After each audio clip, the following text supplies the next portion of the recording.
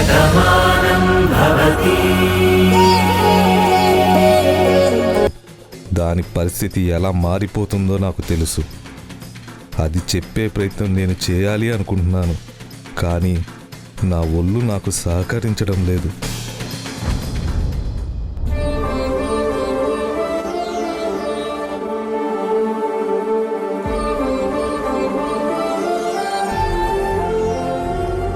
ఏంటనయ్యా ఎప్పుడూ లేని క్యాలెండర్ చూస్తున్నారేంటి?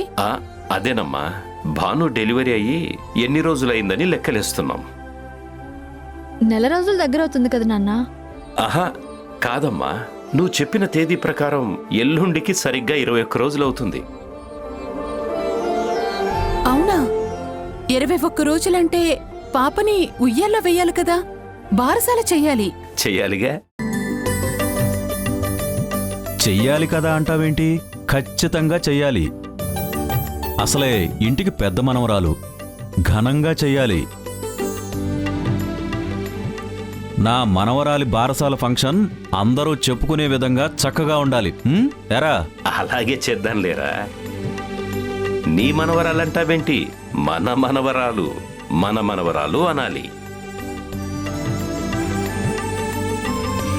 అదేలేండి, చాలా రోజుల తర్వాత ఈ ఇంట్లో జరుగుతున్నటువంటి ఫంక్షన్ కాబట్టి చక్కగా అందరం సంతోషంగా ఉండేలాగా ప్లాన్ చేద్దాం.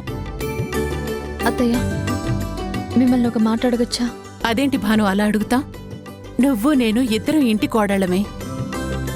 నా తర్వాత ఈ ఇంటిని నడిపించాల్సింది నువ్వే. పర్మిషన్ అడుగుతావేంటి చెప్పు? బారసాల ఫంక్షన్కి మురారి గారి ఫ్యామిలీని కూడా పిలుద్దామా? తప్పకుండా పిలుద్దాం. వద్దమ్మా, వాళ్ళు రారు.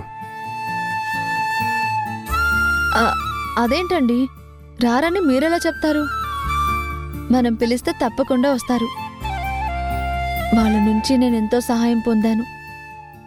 నా విషయంలో వాళ్ళెంతో చేశారు. వాళ్ళైనా మనకేం పరాయి వాళ్ళు కాదు కదా.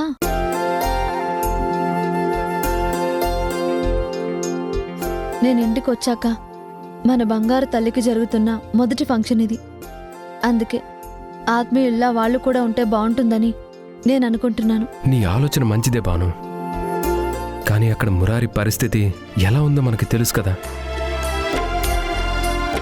అసలే రాధ దూరం అయిన బాధలో ఉన్నాడు. ఇన్ని రోజులు నువ్వే రాధా అన్న భ్రమలో ఉన్నాడు. ఇప్పుడు అది కూడా కాదని తెలిసాక వాళ్ళెంత బాధపడుతూ ఉంటారో మనం అర్థం చేసుకోవాలి. ఇప్పుడు ఇంట్లో జరిగే సంతోషంలో వాళ్ళని పిలిచి మీ ఇంట్లో బాధ ఉంది, ఇక్కడ సంతోషం ఉందని చెప్పకనే చెప్పిన వాళ్ళం అవుతాం. అందుకే వద్దంటున్నాను. లేదండి, అక్కడే ఉంటే వాళ్ళు అదే ఆలోచనలో ఉంటారు. ఇలా బయటకు వస్తూ ఉంటే వాళ్ళకి మనసు మారుతుందేమో, అయినా రాధ ఎక్కడైనా దొరుకుతుందేమోనన్న ఆలోచనలో వాళ్ళు తప్పకుండా వస్తారు. అందుకే పిలుద్దాం అంటున్నాను. తప్పకుండానమ్మా, నీ ఆలోచన బాగుంది, అలాగే చేద్దాం. భాను చెప్పింది కదా, తనకు నచ్చినట్టుగానే చేద్దాం. అప్పుడే తన ఆరోగ్యం తొందరలో కుదుట పడుతుంది. అంతా బాగుంటుందిరా. భాను ఎంత తొందరగా కోలుకుంటే అంత మంచి జరుగుతుంది. తనతో మాట్లాడాల్సినటువంటి విషయాలు, పంచుకోవాల్సిన విషయాలు చాలానే ఉన్నాయి. అదేంటత్తయ్య, నేనేదో ఇప్పుడు ప్రమాదంలో ఉన్నట్టు మాట్లాడుతున్నారేంటి?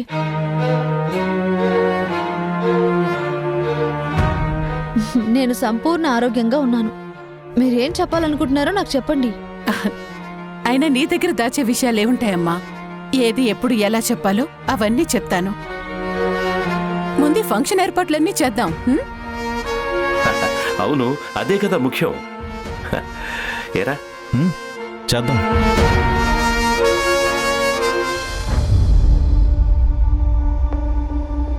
రా కార్తీక్, కూర్చో. నాన్న నాకు అన్ని విషయాలు చెప్పారు. పాపకి బారసాల చేద్దాం అనుకుంటున్నారట కదా?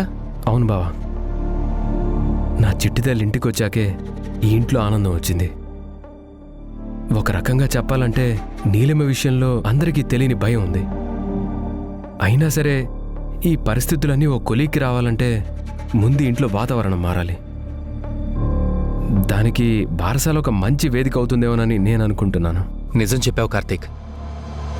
ఏదో ఒక ఫంక్షన్ జరుగుతుంటే అందరిలోనూ ఆనందం ఉంటుంది, మనుషుల మధ్యలో ఆత్మీయత పెరుగుతుంది. అలా మెల్లగా భానుకు కూడా నీలి మీద కోపం తగ్గే అవకాశం ఉంటుంది. అందులోనూ నా మేనకోడలు బారసాలంటే మరింత బాగా జరగాలి. దానికి సంబంధించిన ఏర్పాట్లన్నీ నేనే చూసుకుంటాను. మీ మేనకోడల సంగతి నువ్వే చూసుకో. మా కూతురు బారసాలకి మేమేమేం చేయాలో నేను చూసుకుంటాను. అలాగే.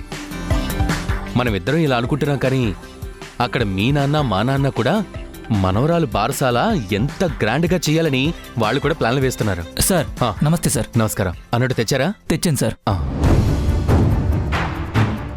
ఏంటి బావా అది? అదే కార్తీక్, మొత్తం అన్ని బ్రాంచ్ల ఎంప్లాయీస్కి ఐడి కార్డ్స్ మార్చాలని డిసైడ్ అయిపోయాను. అందుకే అందరు ఫొటోస్ తీసుకొని కొత్త ఐడి కార్డ్స్ తయారు చేయించాలని అనుకుంటున్నాను. అలాగే బ్రాంచ్ ఇంటీరియర్స్ కూడా మార్చాలని ఒక మీటింగ్లో ఫిక్స్ అయ్యాను. దానికి సంబంధించిన డీటెయిల్స్ ఇవి. అంతే కదా మేనేజర్ గారు? అవును సార్, అన్ని డీటెయిల్స్ ఈ హార్డ్ డిస్క్లో ఉన్నాయి. ఏ బ్రాంచ్కి ఎలా డిజైన్ చేయాలన్నా అన్ని డీటెయిల్స్ కూడా ఇందులో అప్లోడ్ చేశాం సార్. మీరు చూసి ఏది ఫైనల్ చేస్తే అది అక్కడికి పంపిద్దాం సార్.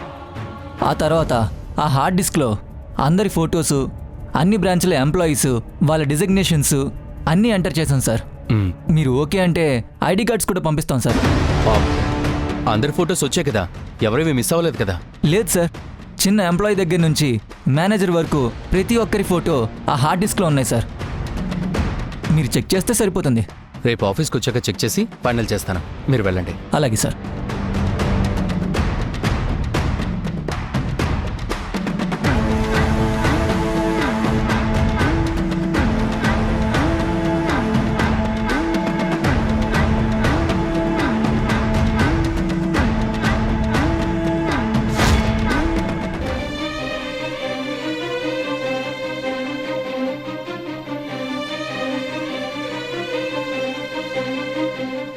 మావయ్య, కాఫీ తీసుకో. నేను అడగలేదే. అదేంటి మావయ్య, అన్నీ నువ్వు అడిగితేనే చెయ్యాలా? నీకెప్పుడు ఏం కావాలో తెలుసుకుని నేను చేయకూడదా? పొద్దున్నే నీకు కాఫీ తాగడం అలవాటు, దాన్ని నువ్వు అడగడం ఎందుకని నేనే తీసుకొచ్చాను. అంతవరకు ఎందుకు, నువ్వు స్నానం చేసి బయటికి వెళ్ళడానికి మంచి డ్రెస్ కూడా ఇస్త్రీ చేసి పెట్టాను. ఇప్పుడు నీకు కాఫీ ఇచ్చేసి నీకు ఇష్టమైన టిఫిన్ కూడా చేస్తాను. ఇప్పుడు నాకు వాటి వేటి మీద ఇష్టం లేదు. నన్ను ఒంటరిగా వదిలే ప్లీజ్. అదేంటి మావయ్య అలా మాట్లాడతావు? నేను ఒంటరిగా వదిలేయడం ఏంటి? ఇంట్లో అందరము ఉన్నాము. నువ్వు బాధపడుతూ ఉంటే మేం చూస్తూ ఊరుకుంటామా? చూడు మావయ్య, ఏది మన చేతుల్లో ఉండదు. మనం ఒకటి అనుకుంటాం, అది ఇంకోటి చేస్తుంది.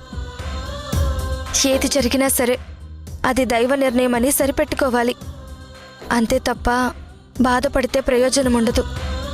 ఇది నేను నిన్ను ఓదార్చడానికి చెప్తున్నది కాదు, నా మనసులో ఉన్న మాట చెప్తున్నాను. నీ మనసుకి అది అర్థం చేసుకోమని అడుగుతున్నాను. చూడు సత్య, ఎదుటి వాళ్ళు బాధపడుతూ ఉంటే మర్చిపోమని చెప్పడం తేలికే, కానీ ఆ బాధ మనమే అనుభవిస్తే అది ఎంత కష్టంగా ఉంటుందో అప్పుడు తెలుస్తుంది. నాకు తెలుసు మావయ్య, నువ్వు ఇష్టపడ్డ రాధ నీకు దూరమైందని నువ్వు బాధపడుతున్నావు. భానునే రాధ అనుకుని భ్రమపడ్డావు. తను కూడా వెళ్ళిపోయేసరికి తట్టుకోలేకపోతున్నావు. కానీ నేనిష్టపడ్డ నా మావయ్య నా కళ్ళ ముందే ఉండి నా మీద ఎలాంటి ఇష్టం లేదన్నప్పుడు నేనెంత బాధపడతానో నువ్వు ఊహించలేవు.